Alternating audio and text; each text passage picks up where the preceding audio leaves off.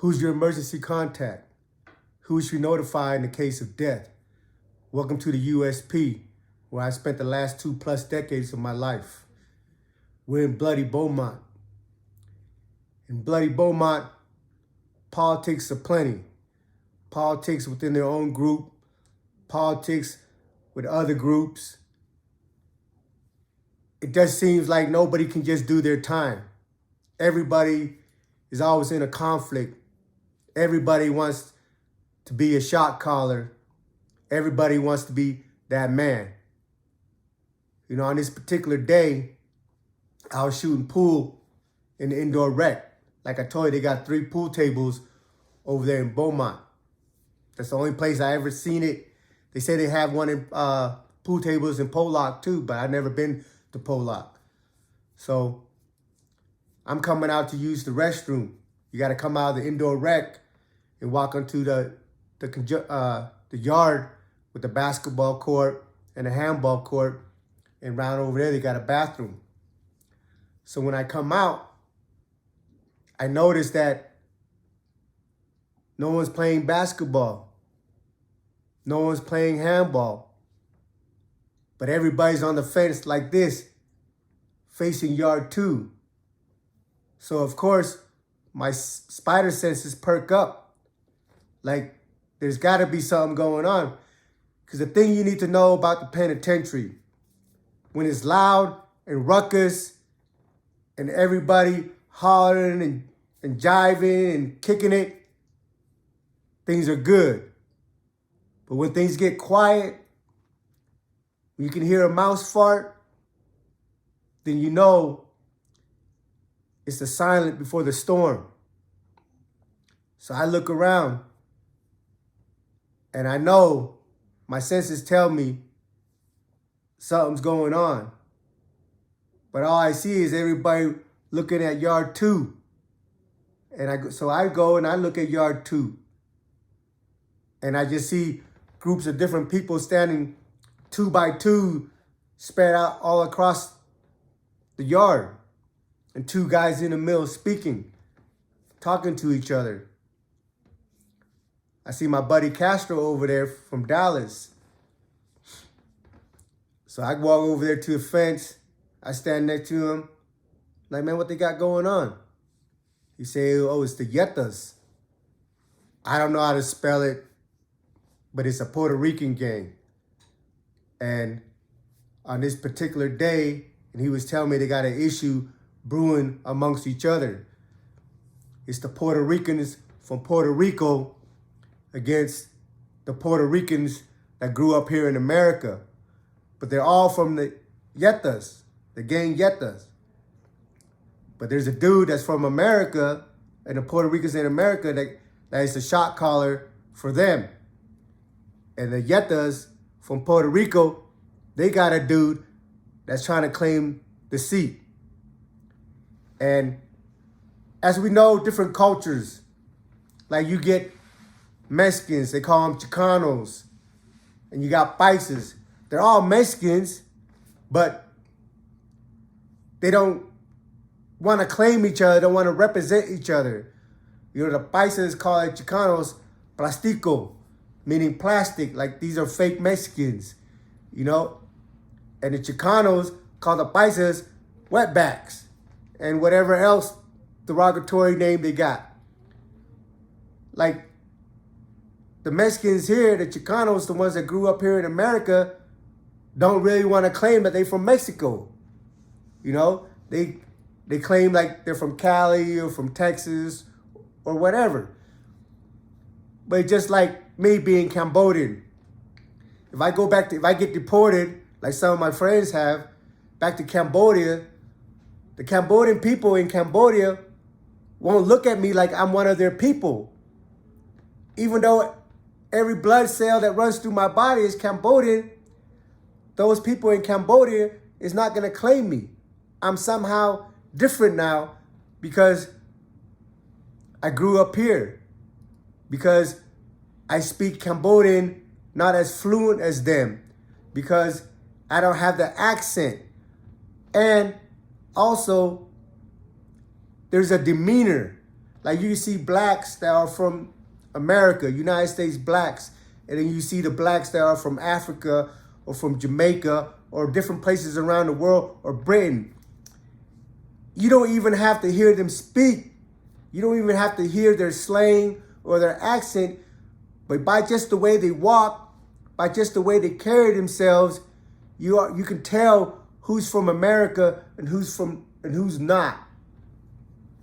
You know, we're perceived, like the people that grow up in America, that we have an arrogant aura about us. Because here in America, we have freedom. We can speak our voice. That's instilled in us. We're bred to that. We hear that everywhere we go. Speak your mind in confrontations. And we don't shy from embracing that liberty, being able to speak our mind, being to carry ourselves, in an arrogant, to a certain extent way, where you have these people from other countries, they've been suppressed by their government, and they're not encouraged to speak their mind, so they carry themselves more kind of with their head down, when as to us here in America, we walk with our head up. Now, so the difference between cultures, living in your homeland and here, is day and night. So whatever confrontation they got going on with these Ñetas, all the ones from Puerto Rico are beefing with the ones that were here from America. I don't know how long they've been politicking before this incident happened, but the incident was gangster. Spread out to all the yard, you had pairs. 2 dudes standing over here, 2 dudes standing over here, 2 dudes standing here. It was like 10 on 10. One of them is from Puerto Rico, the other one's from America. They're standing like 3 feet apart here, spread out across the yard in twos. And then the 2 shot callers are in the middle of the yard politicking. I can't hear what they're saying because I'm on yard 3 watching across the fence to the middle yard by the gun tower. Next thing you know, one of them pulls out a knife, and the 2 people that were talking, the 2 shot callers, started going at it. As soon as that happened, each of those pairs that was standing around the yard turned around and started stabbing each other. And it was just chaos. No one's running. They're up there toe to toe, paired up. One from Puerto Rico, one from America, and they're getting it in. The gun tower shoots the flash grenades. The CEOs come, try to detain the situation. And it went on for a while. I can't really describe what it is to see something like that. But, at that moment, when I'm watching it, for me, it was just like, they're going hard. Nobody's backing down from anybody. None of these pairs of dudes that squared off and stabbing each other ran.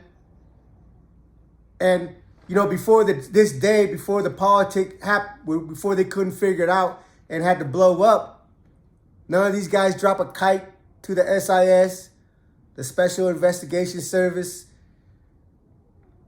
Nobody ran up top. Nobody checked in. Nobody ducked it.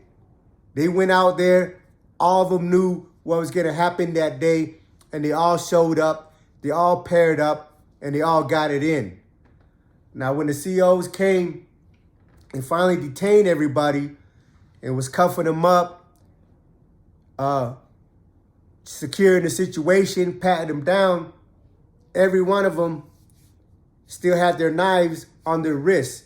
I told you in the pen, when you make a knife, you always wrap it up with a string, with a loop, so you can put your hand through it, tight around your wrist. You give it enough room where you can move it around. But the reason that they have it tied to the wrist is because when you're in a knife fight, You don't want somebody to be able to take that knife away from you. So that loop, that rope, secures it on your persons. Now also, some of you guys might have heard that, is it true that people have magazines and books wrapped up on their body and all and whatnot? Yeah. I mean, if you know you're about to go into a war, you want to protect all your vital organs. So when they came and started patting these people down, everybody had a back brace on that they give you out at medical. They all had a back brace on. You know, the back brace is about this wide, however long, that wraps around your waist and your upper body. And all of them had magazines slipped in there. You know, they were ready. They went out there and they got it in. I can't tell you who won or who lost or the outcome of that politic. But the point is that in the penitentiary, some of us do try to talk out our situations sometimes. But at the end of the day, when you can't come to an agreement, it's going to blow up because nobody is willing to give the other guy an inch. Everybody has their reputation to uphold. In the environment that we are in at this time, the only reputation that matters is that you're a stand-up dude and that you're gonna go.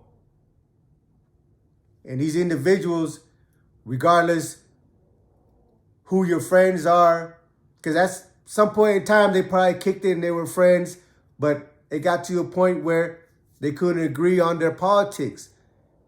And the only way they could settle it out was to duke it out. They set a date and time. They all went out to the yard and they all got it in. For those of you guys that are viewing this, that might think that that is entertained by this, and I hope you are. I hope you are entertained by the stories that I share with you. But really my objective to tell you by sharing this stuff is to open your eyes up, to let you know the kind of environment that we are in. There's no passes in penitentiary. You can't disrespect nobody.